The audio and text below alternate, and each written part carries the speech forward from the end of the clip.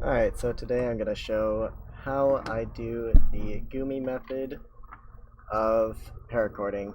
First I'm going to show just general steps in paracording. Right now I am just removing the solder on all of the pins. I'll show the optimal method to taking off the pins with just a solder sucker. It can be pretty difficult if you don't use this method because essentially little bits of solder will get stuck to the pins, and even though most of it will be off, if there's just a tiny little bit, it still won't come off. So with all of these pins on, it will still be pretty hard to get off the last little bits of solder. So even if I pull on it now, it won't come off. But what you can do, once you've removed almost all the solder, you take the top. This works best with a chisel tip, even though I don't have one. But you press against, I'm pressing down right now onto the top of the pins until you can see that they just barely poke down just a tiny bit. And you just go one at a time and just press on top of these. And I kind of go back and forth like this. And if there's any that aren't quite going, you can just skip them and go to the next one. We keep pressing down like this until they're all the way, just a little, half a millimeter at a time, until they're all the way down to the bottom. Then I start to kind of poke them like this to get them through the rest of the way. And there we go. So now I'm going to go ahead and heat up the end plug with this hot air gun. It's very cheap. I got it for about 10 bucks from Amazon. So yeah, basically you just kind of aim for these two holes here for about 30 seconds.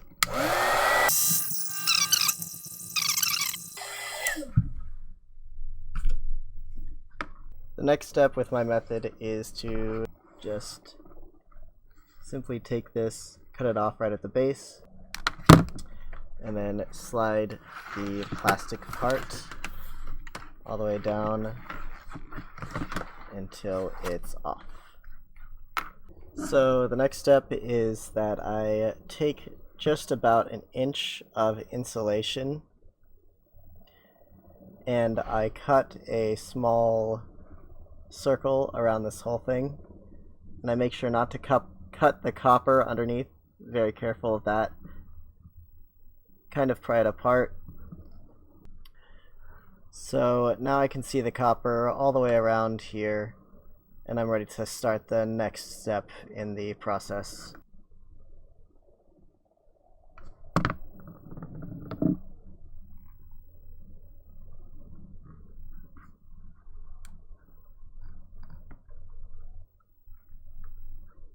So now what I'm doing is I'm just making a score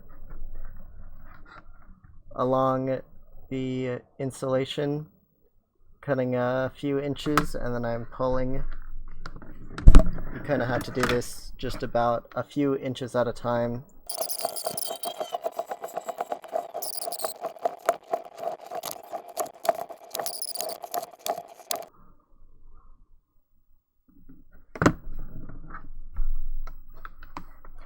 So the next step is totally removing this connector piece right here, this little ferrule piece.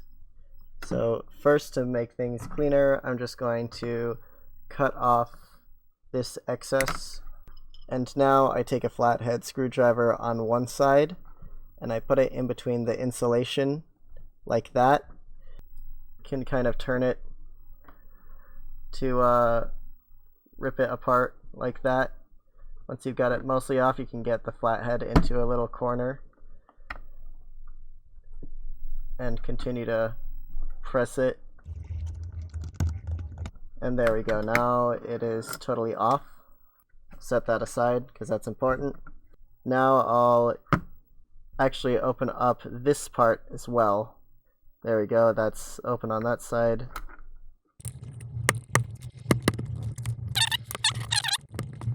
That's about how open it should be.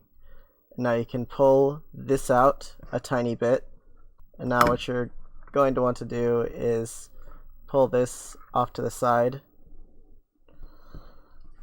twist it up a little bit to keep it in place. Now you go to where the seam has ended. You cut along here again. Alright, and then I leave a tiny little bit of a ring at the end right along here just to keep it still neat. Same as what we did at the beginning.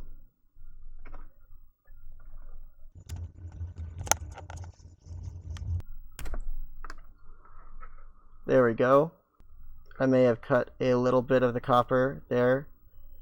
That's fine as long as I just kind of tuck it up with the rest.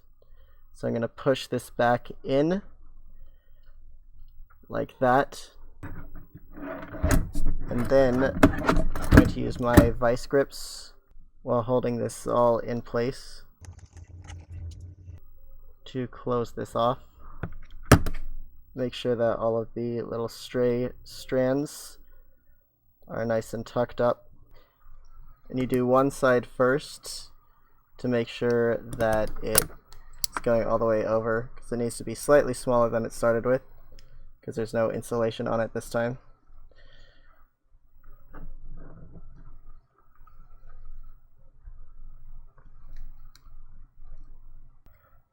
Unclip these bits now. Now it's looking good, and this is pretty tight connection there. So the next step is I take some super glue like this and I apply it over to here. I'd recommend using some sort of disposable latex glove for this, and I just apply it for a good inch or so just all around the copper part. So I'm going to go ahead and take this green one and I'm going to cut it just a little bit past here. It might be a little bit hard to get on it first. You may need to cut it again. It should slide fairly easily if you got it right. This should go on about halfway. Take this little bit of a Triwing. You can get these from the super cheap Triwings from eBay or AliExpress or Amazon. And then I'm just going to heat shrink this directly onto here.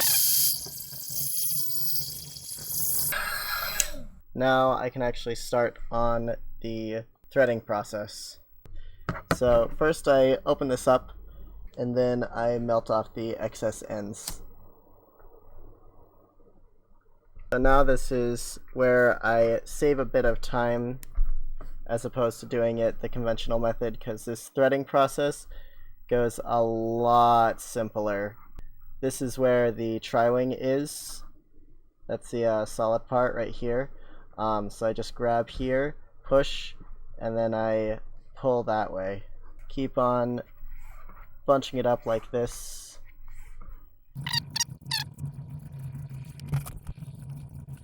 Occasionally you should go all the way down and keep on pulling it until it's at the end.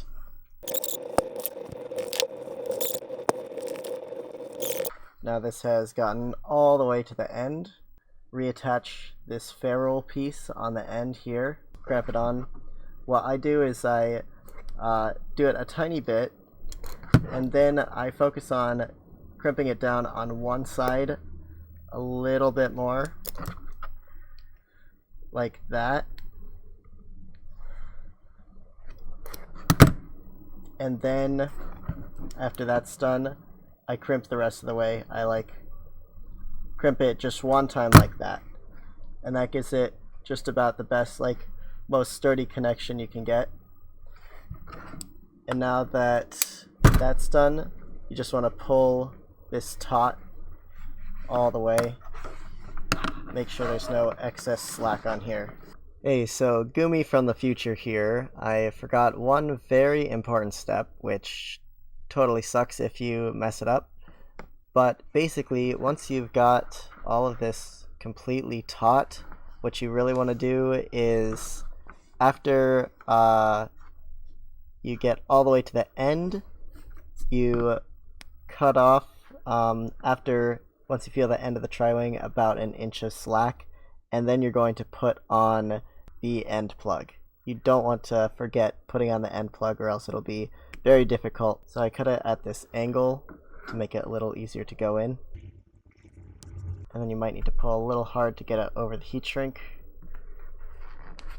If you twist it though, it should go over. Occasionally you might need to push this part down a little bit in order to get it to fit on. And once it gets to this point, you want to press it down like this until you hear a nice click. Pull this part taut again, just making sure that it's totally tight. Don't want any looseness on there. Now you want to put on another one of these ferrules. You can get them from nunchuck controllers or Wii Classic controllers, or you can get them online from DigiKey. I'll have a link in the description. You find where the Triwing is by seeing where it's totally stiff, and then you go about 1.5 inches down, and that's where you put the ferrule on. Find where the Triwing is, and you want to cut it right at that edge, right where the Triwing ends.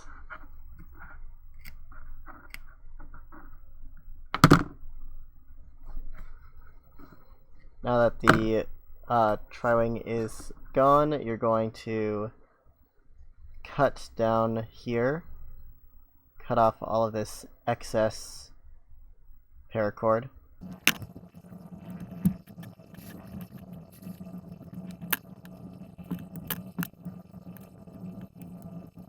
We're going to take off the heat shrink and the copper shielding.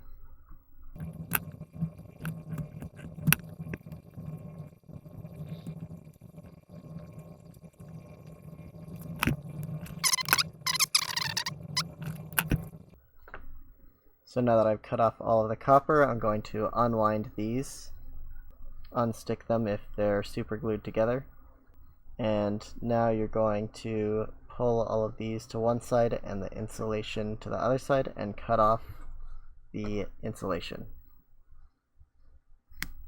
Now you should be ready for the next step, which is stripping the wires and crimping on the pins. So to crimp these, first you've got to strip the insulation on the end here. So I use these pliers to make sure that it's being held steady, and I set this to 26. Sometimes if I don't get it the first time, I'll rotate a tiny bit and then do it again. That looks like a good one. Want to make sure that all of the strands of copper on this, when you strip them, is still there. If you do it too hard or don't have the right setting, you can take off the copper too. Don't do too hard of a grip like that. Just do a somewhat light grip. Do it a few times in a few different directions if you need. Should have at least, let's say, 2 of the strands if it's a 3-strand one. It's a little sketch if there's only 1 strand hanging off.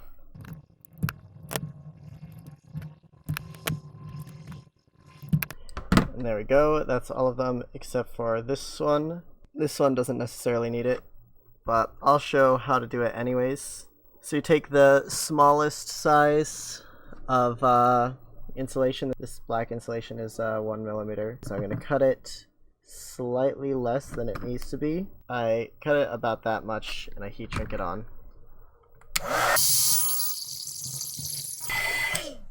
After I've heat shrink that on, then I take this one, which is the 3.5 millimeter, cut this one in half, put this one on here. And now to get this to be crimpable, I actually am going to modify this slightly.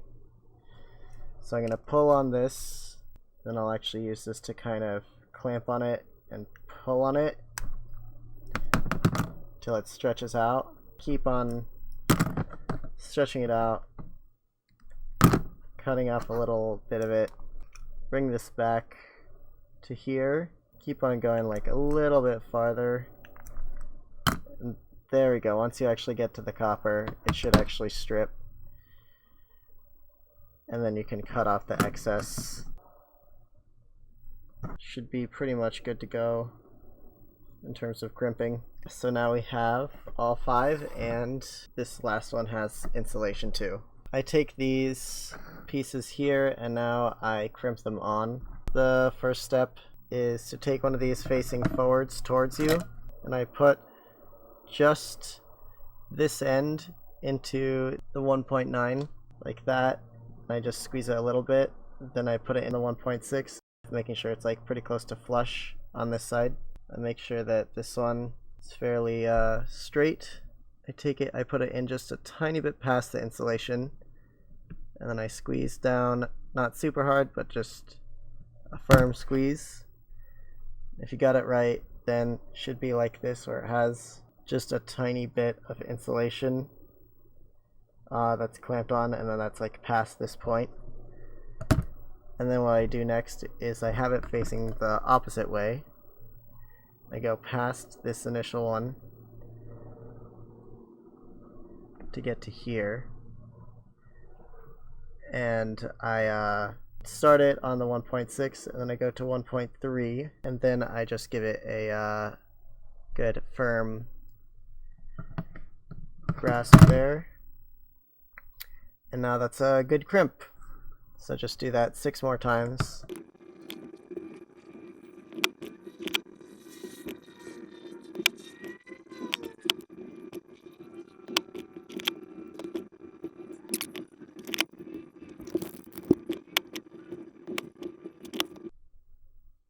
Alright, pretty good. I bent some of them, but should be fine. I'll show how to actually attach the end piece, which the detachable cable plugs into. So all you need to do is make sure that these, the holes part is going on the outside. It really doesn't matter which is which, as long as you're consistent and make sure that when you put the pins in, that they are going in the correct order, and that you have blue in the middle. Anyways, you've got to make sure that this is taut up against here, so I'm holding it together with my finger. Then I get my soldering iron. While it's still being held taut, I melt a little bit of solder onto a few of the pins. And once it's on a few of the pins, I can clamp this down and apply solder onto the rest of the pins. And it looks good. Ready to go. This is the other piece. And just make sure that when you're putting these in, that you put them in the correct order in the right place. So these 2 holes here correspond with these 2 holes correspond with these 2 pegs here. So blue goes all the way in the middle, black is on the outside. And then there's a specific order: blue, yellow, red, green, white, black. So I kind of put these in with my thumb. So yeah, let's just make sure all of these are in there. So this fits correctly now. Now all you've really got to do is shape it correctly so that it fits inside of the controller, and do the zip tie and the heating on it. So get a front shell for reference. You want to make sure that the zip tie is as far this way as possible.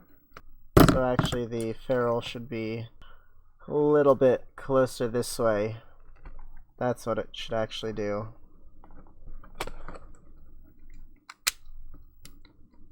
You're going to zip tie over the ferrule itself.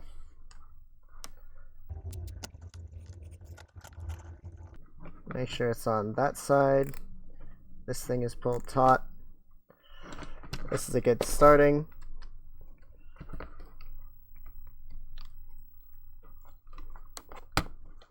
There we go. And then you just got to make sure that this is as far over to the side as possible before you tighten it.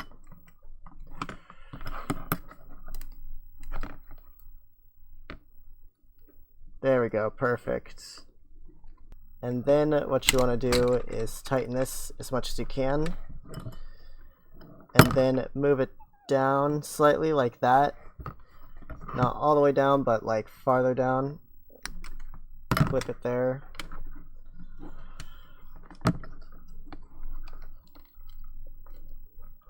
then place it back in like that and make sure everything is good to go. Take it out because it's almost ready to go. Hold it around in this position for a little bit. And now it should basically be a ready to go paracord. You can tell whether you did it right if it doesn't have any give when you're trying to close it like this.